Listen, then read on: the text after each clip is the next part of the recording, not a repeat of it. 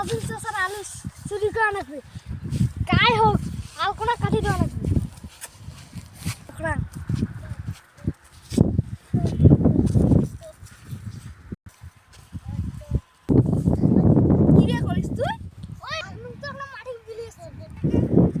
আরো যদি একবার দেখো না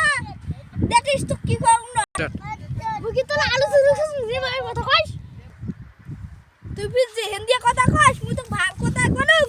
এত কাজ করবি শখ এত রাস্তায় তাই সত্য কথা কব কি নো ভাই এই যে